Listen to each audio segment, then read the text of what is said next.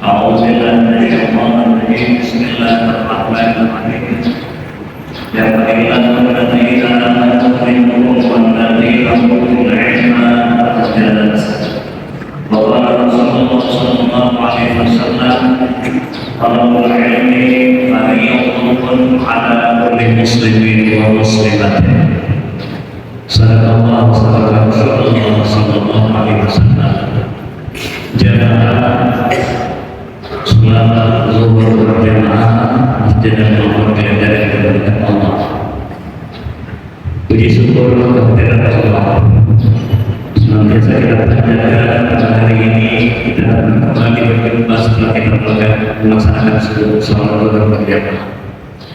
Mudah-mudahan sholat kita pada hari ini merupakan sholat zuhur yang terbaik.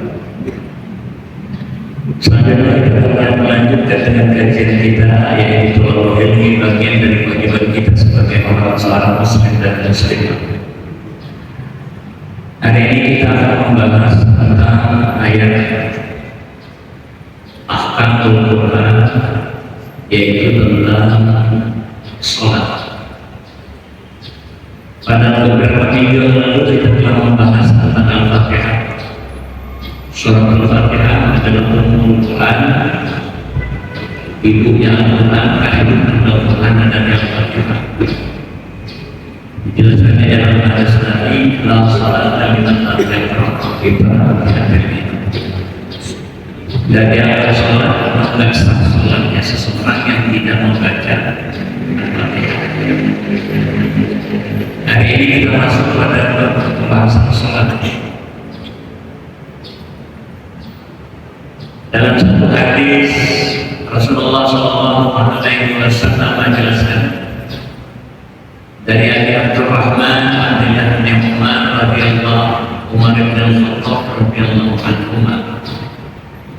Sami'tu Rasulullah SAW yaqul, aku mendengar Rasulullah bersabda, Bunyanil Islam ala khamsin.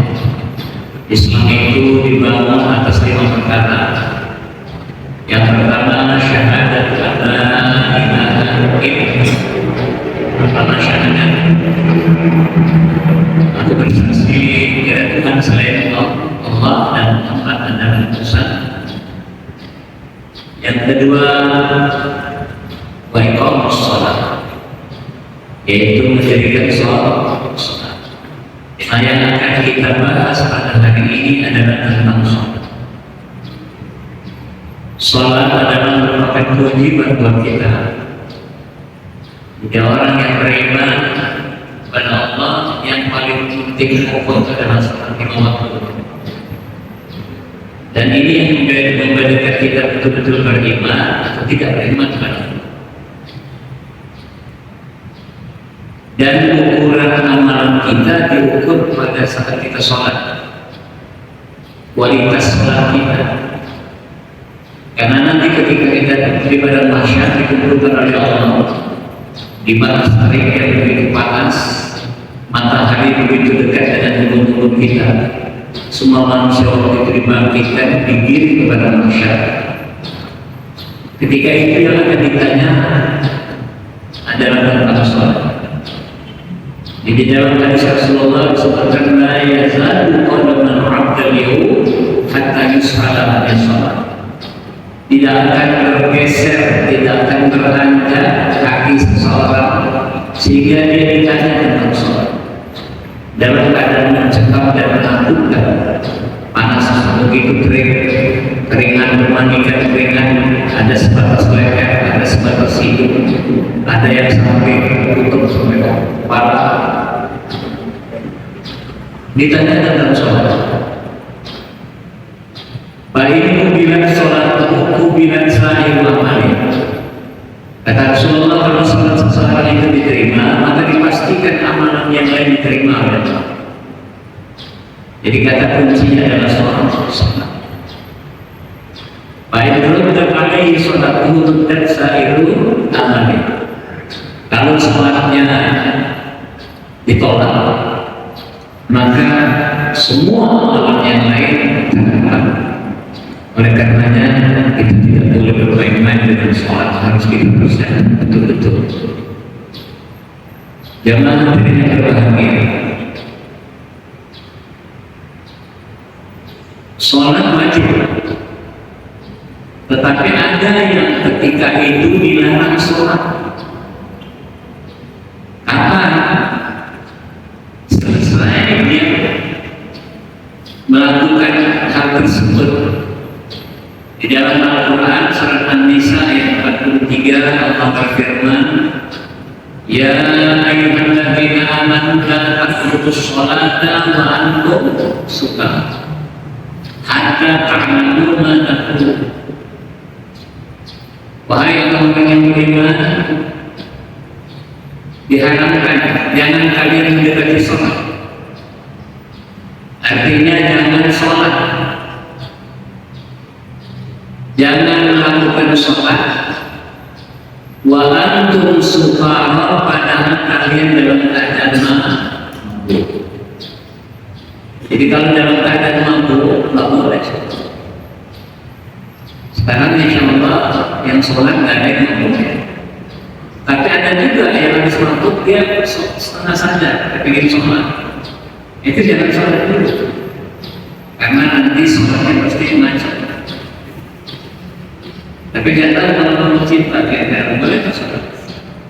Mabuk cinta artinya pikirannya cuma dikasihnya aja sama kita. Artinya jangan sampai sholat kita rusak atau terganggu. Jadi sukara itu mabuk. Jadi ada satu riwayat, salah satu sebab nuzul, sebab turunnya ayat ini, Ali bin Abi Thalib radhiyallahu anhu suatu ketika diundang oleh Abdurrahman bin Auf. Jadi Abdurrahman ini membuat acara di rumahnya, mengundang makan. Makan mereka biasa kalau dulu sebelum ada larangan khamar itu haram. Habis itu mereka nggak minum air putih, kebanyakan mayoritas tentangnya khamar. Nah, ketika itu memang larangan khamar itu belum secara total. Karena kebiasaan orang Arab ini untuk merubah kebiasaan itu biasanya secara rincian bertahap. Itulah hebatnya hukuman Quran. Tidak langsung dikatakan baik, ini haram, masuk neraka. Jadi bertahap Allah memerintahkan. Pertama dikabarkan bahwa minum khamar itu tidak ada manfaatnya. Minum khamar itu memabukkan.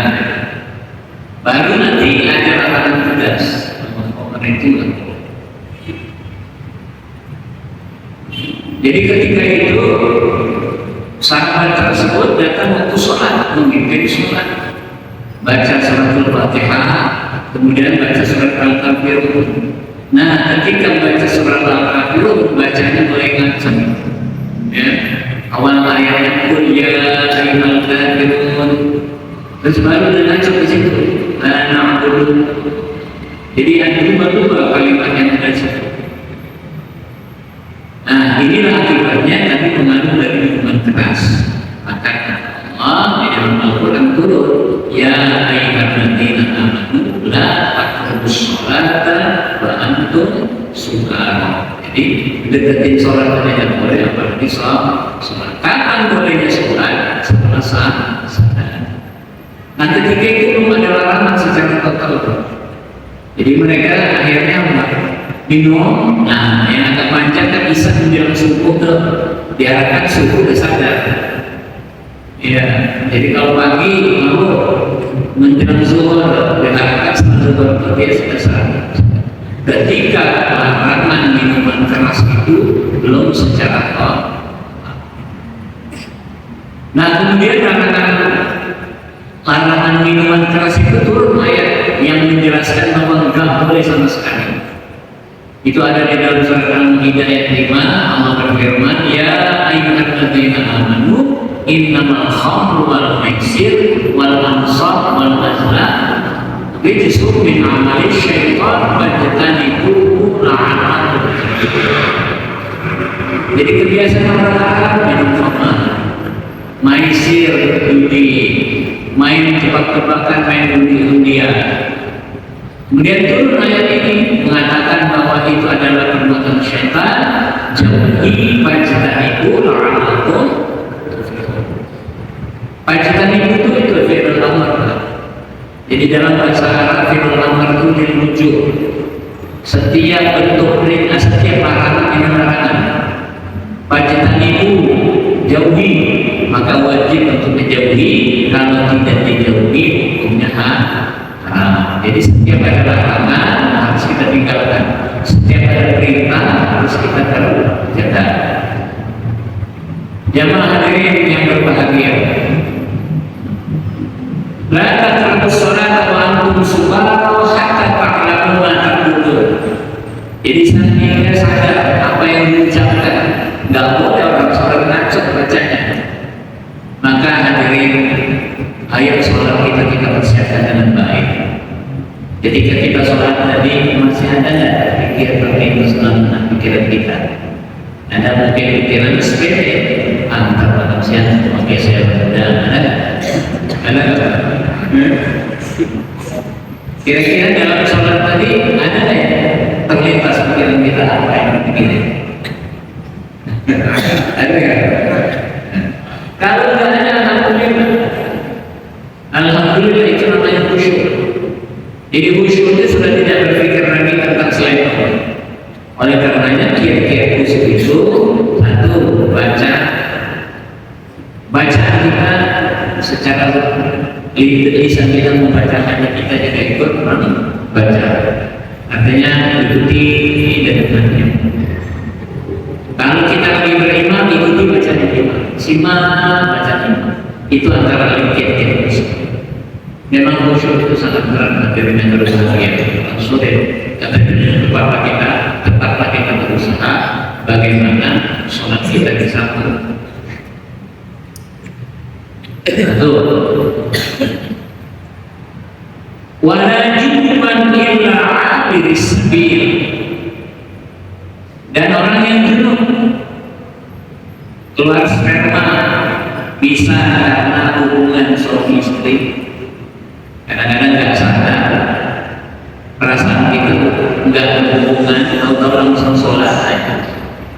Ya, karena ada datang waktu subuh misalnya, kita langsung ikut berjamaah aja. Jadi junub. Atau memang keluarnya bukan karena berhubungan, bisa jadi ya pengaruh dari luar, dampak dari nonton misalnya, atau dan lain sebagainya, atau menghayal sesuatu, tiga itu. Jadi wala junuban illa abiris sabil. Termasuk orang yang masuk masjid tidak boleh tuh kalau gitu, kecuali hanya sekedar untuk melintas. Kalau nggak ada jalan lain, misalnya nggak ada mobil harus lewat, tapi sekedar hanya lewat, duduk nggak boleh, berdiam diri nggak boleh. Maka kesucian masjid itu begitu sampai ditentukan dengan Al-Quran. Apalagi memang orang yang bernajis, yang tidak pernah syahadat, maka kita tidak pernah mengundang orang-orang yang muslim masuk masjid, karena itu aturan. Jadi aturan harus boleh kita mengundang di luar tempat kita ibadah, di kantor ya, di rumah. Tapi rumah ibadah yang tidak begitu tak boleh. Kita aja semua sekedar boleh ikut kalau memang terpaksa, apalagi sampai duduk. Itu bahaya. Wala junuban illa abiris hatta tantasibu. Hatta itu cahaya tantasibu, kalian mandi, artinya mandi junub ya, bukan mandi biasa. Mandi junub ada beda di sini. Nah kita kalau mandi junub apa yang harus kita lakukan? Apa? Biasanya diawali dengan wudu ya, untuk niatnya mandi junub. Kalau mandi biasa mandi aja. Di pasal ini ayat hukum namanya. Kalau kita melakukan itu, tidak salah lagi. Nah itu ayat. Wa in kuntum marada ala safarin aw jaa ahadun minkum min minal ghaid wa in kuntum marda, jika kalian sakit nggak bisa menyentuh air, kata dokter nggak boleh kena air, misalnya habis operasi atau ada jahitan nggak boleh kena air. Solusinya apa? Solusinya adalah tayamum. Ya, artinya sholat tetap, bukan berarti kalau kita sudah dioperasi terus bebas kita nggak sholat. Enggak, sholat itu nggak ada sakit pun harus sholat. Nggak bisa berdiri dengan berbaring, dengan duduk, dengan berbaring, artinya ditinggalkan betul. Nah, betul-betul kita sadarkan saudara kita bahwa sholat ini nggak boleh ditinggalkan. Jadi kalau sakit tidak bisa berwudu dengan air, maka boleh dilakukan dengan bertayamum. Nanti kita lihat apa itu alat bertayamum. Au ala safarin, atau kepergian sulit mendapatkan air, misalnya dalam posisi kita di kereta nggak mungkin berhenti tiap jam sholat. Padahal waktu sholat sudah masuk. Nah, apa kita lakukan?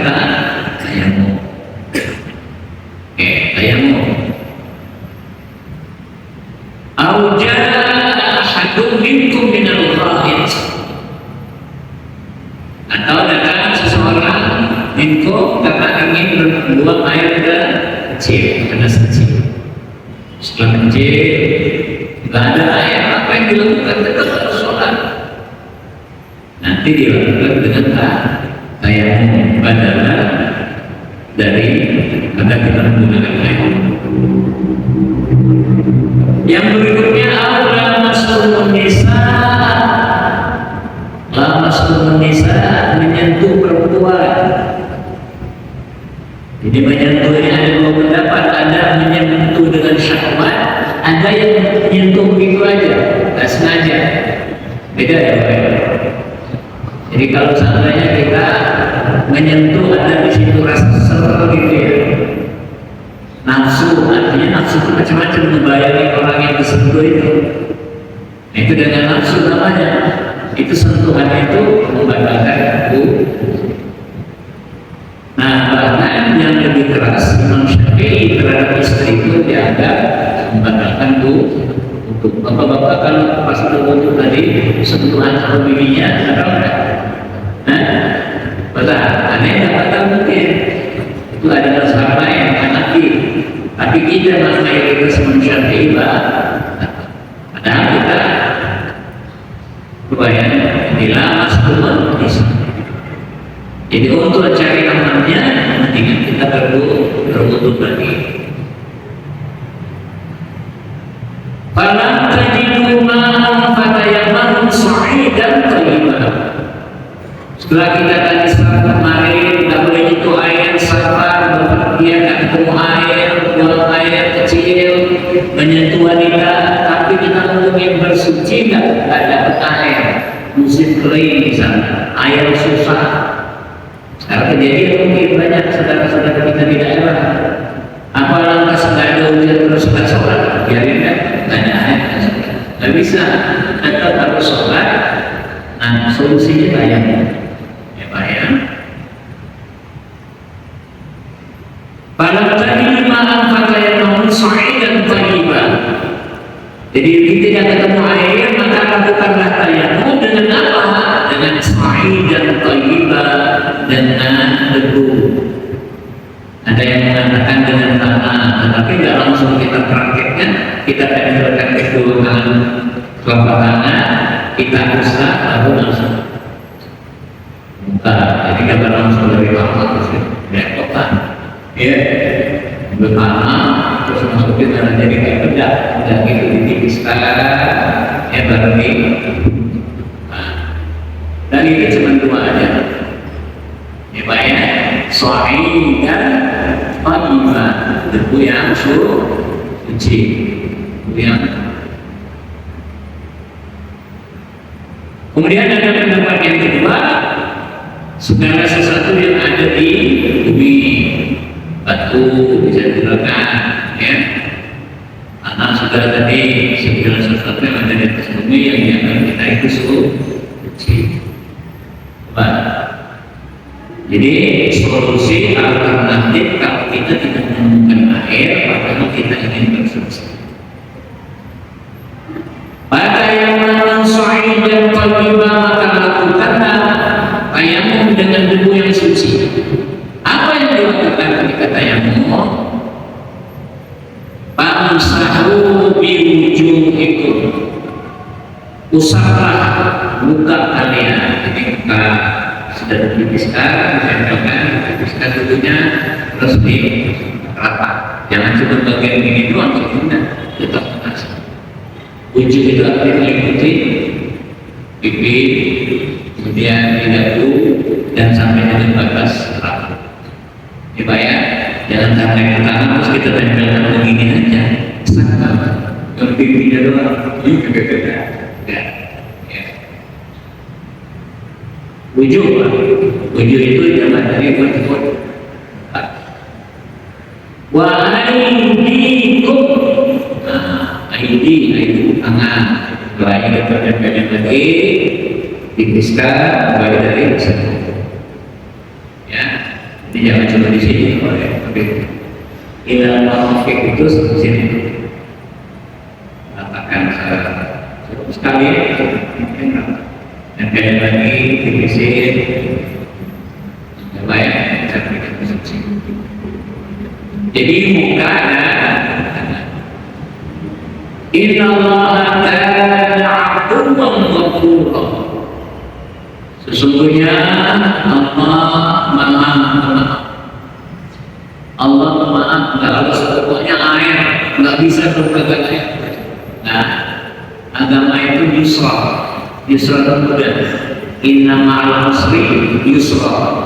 Dari setiap kesulitan itu ada jalan keluar. Jadi agama selalu memberi solusi, selalu memberi solusi yang terbaik bagi umatnya, solusi yang terbaik, solusi yang benar bagi begitu. Afuwan, Ghafura artinya maha pengampun. Jadi Allah maha pemaaf dan maha. Nah inilah hukum daripada sholat. Kapan kita tidak melakukan sholat? Setelah tadi kita sadar, jadi nggak mampu lagi. Kemudian junub, kita sudah mandi, jangan sholat kita belum mandi, boleh. Ketiga, berhadas kecil misalnya kan. Terus kalau airnya dari bagus kan, ya tadi bisa bersuci dengan benda-benda yang lain, tapi yang dianggap suci. Bisa dengan kulit kayu, bisa dengan tisu, tapi nggak boleh dipakai berulang-ulang. Sekali dua ganti. Bagian kayu tadi jangan cuma di bagian itu aja, pindah-pindah. Kemudian yang keempat, bersentuhan dengan wanita didasarkan dengan syahwat. Jadi ada nafsu yang muncul, nah itu dia terbatas untuk kita, dan kita harus berhubung lagi. Jemaah yang berbahagia, inilah di antara ayat-ayat hukum, yaitu ketika kita melakukan sholat. Kemudian tadi dijelaskan lagi, kalau tidak ada air, maka solusinya adalah kita bisa melakukan tayamum. Ya, bisa melakukan tayamum. Jemaah yang berbahagia, jadi ayat yang kaitannya dengan sholat, kemudian melakukan sholat. Tadi sudah kita sampaikan, mudah-mudahan kita laksanakan dalam kehidupan kita sehari-hari. Nah ini ada beberapa waktu yang mungkin bisa diskusi ya. Kemudian silakan bapak-bapak mungkin ada yang